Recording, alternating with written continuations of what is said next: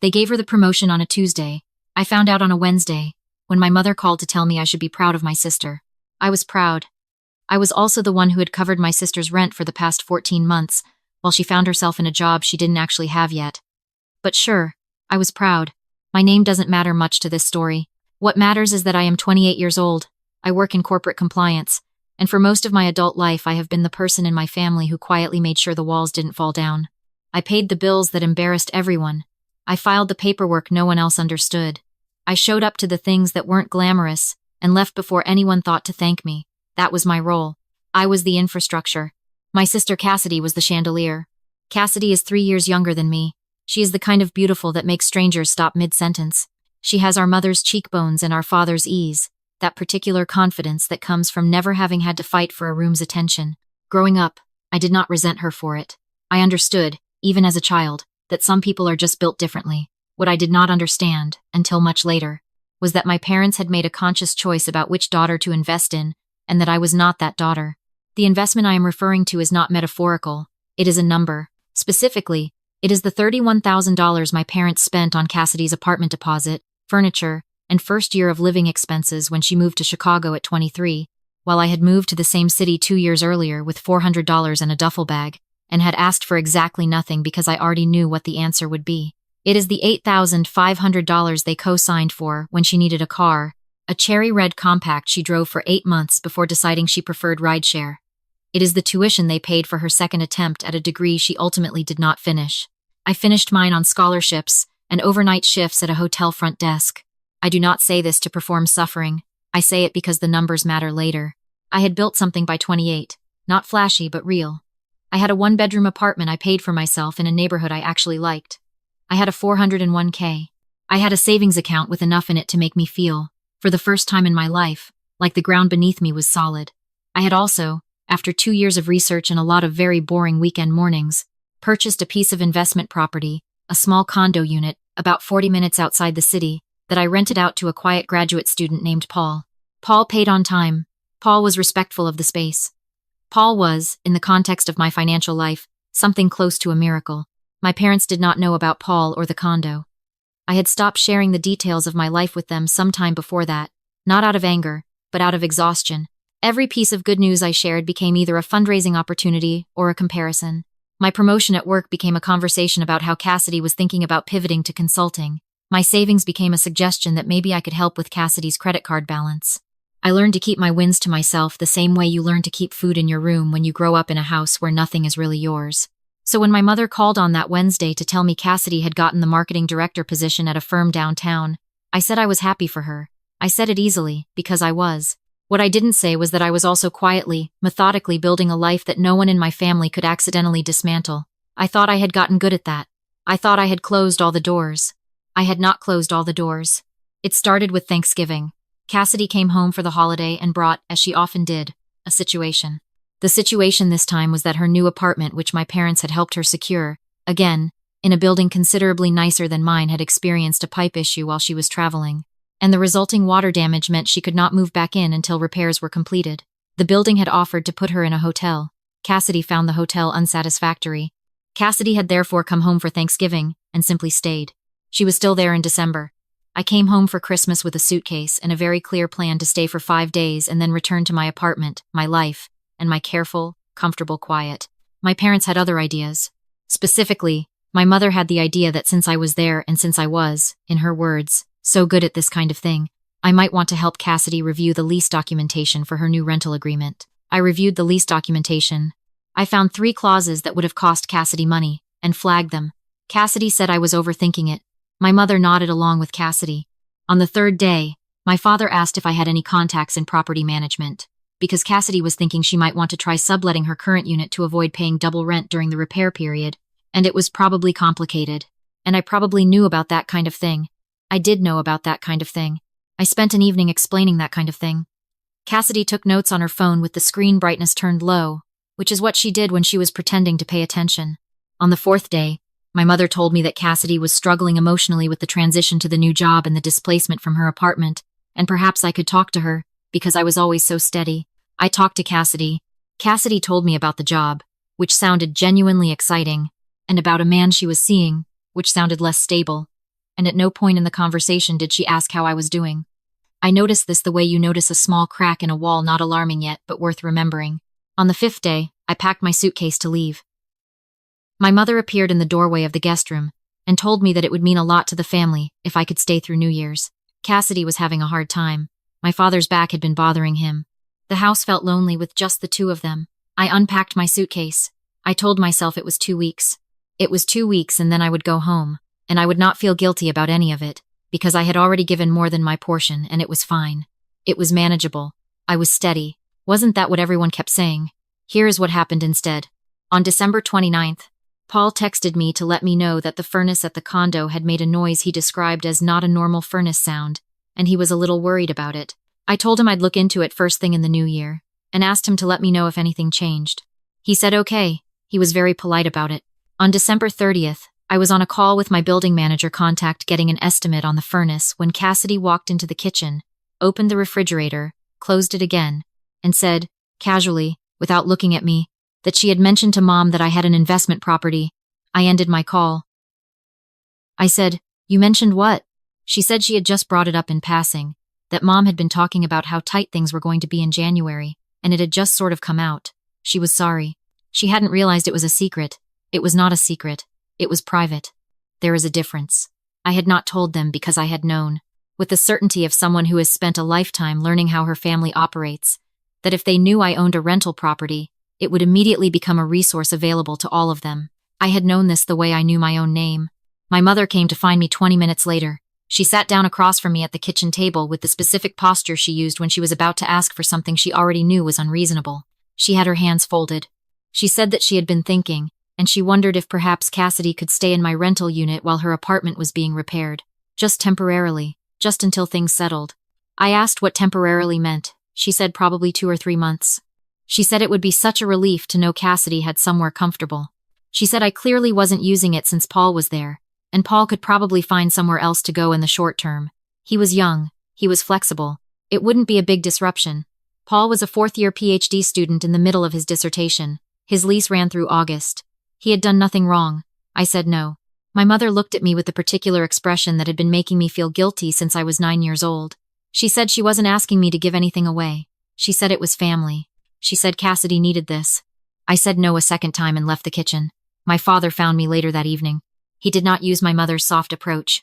He said, more directly, that it was a little difficult to understand why I would own a property sitting there making money while my sister was struggling with housing instability, and he hoped I would think about what my priorities were.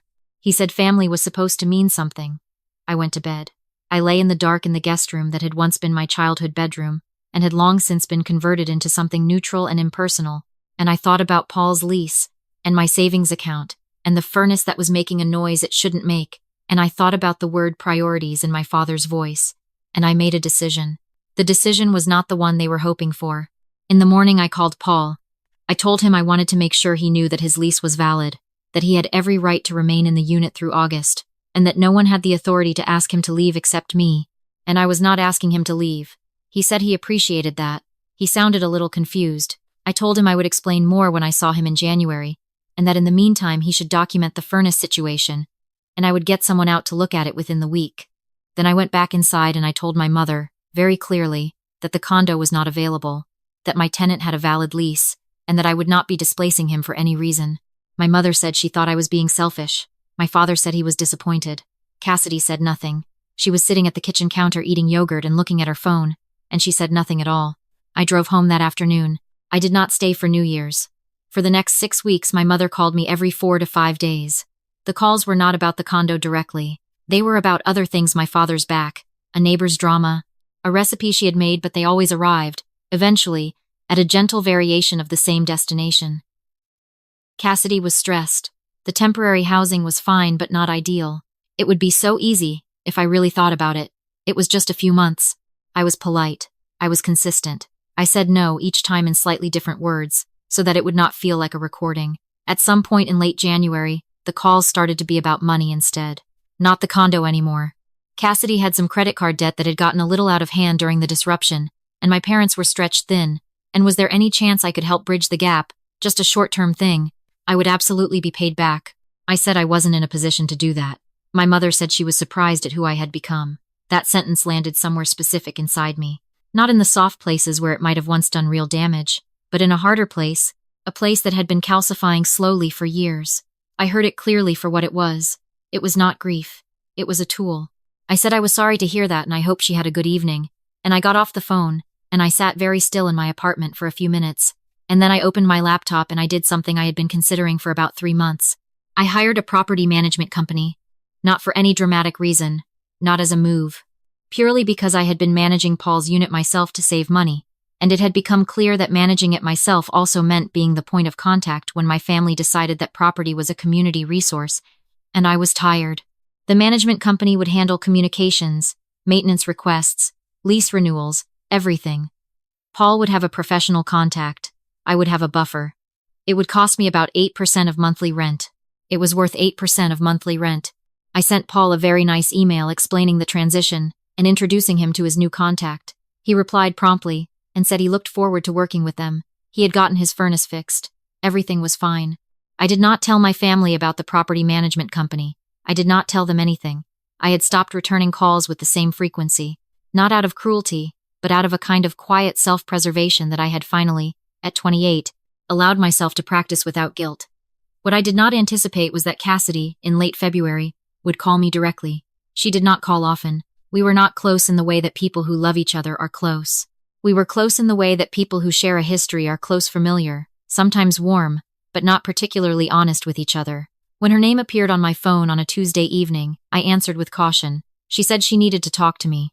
She said she was sorry about everything that had happened over Christmas. She said she felt like things had gotten weird between us and she wanted to fix it. I said I appreciated that. She said she had been thinking a lot, and she realized she had relied on me too much over the years, and she wanted to do better. I said that meant a lot to hear. She said there was one more thing, and she hoped I would hear her out. She said she had found a subletter for her damaged apartment, someone who wanted to take it month to month starting in March. But her building required the primary leaseholder to have a secondary guarantor to approve a sublease, and her credit wasn't quite where it needed to be right now, and she wondered if I would be willing to co-sign. I was quiet for a moment. I asked her to explain what co-signing would mean in this context. She explained. It meant that if her subletter defaulted, or if Cassidy herself defaulted on anything related to the lease during this period, I would be legally responsible. I asked how long the sublease period was. She said, probably 4 months, maybe 5. I asked if she had read the terms of her original lease to see whether subletting without full approval would affect her standing with the building. She said she was pretty sure it was fine.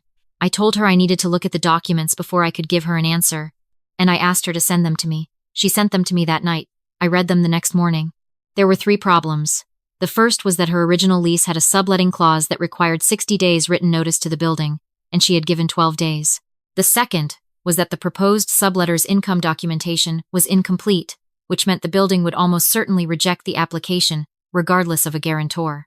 The third was that a clause on page 7 specified that unauthorized subletting could be grounds for lease termination, which would leave Cassidy without the apartment entirely when her repairs were finally done.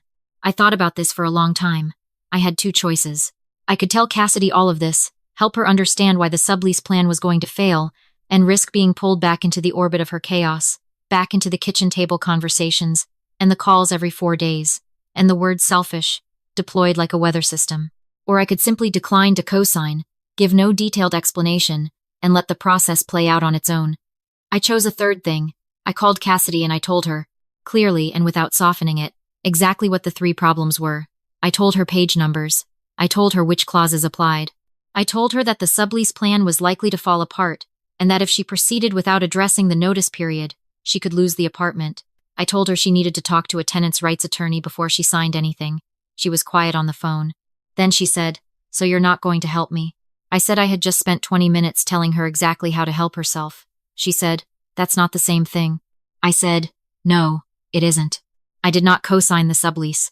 I followed up 2 days later with a text, summarizing everything I had told her on the phone, and including the name and contact information of a tenant advocacy nonprofit in her city that offered free consultations. She did not reply to the text. My mother called me 4 days later. She did not mention the sublease. She asked how I was doing. I said I was fine. She said she was glad.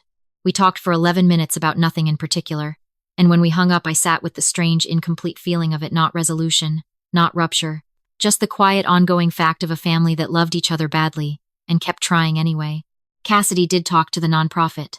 I found out later, through my father, almost by accident. She had gotten good advice. She had negotiated with her building directly, gotten a proper extension on the repair timeline, and avoided the subletting situation entirely.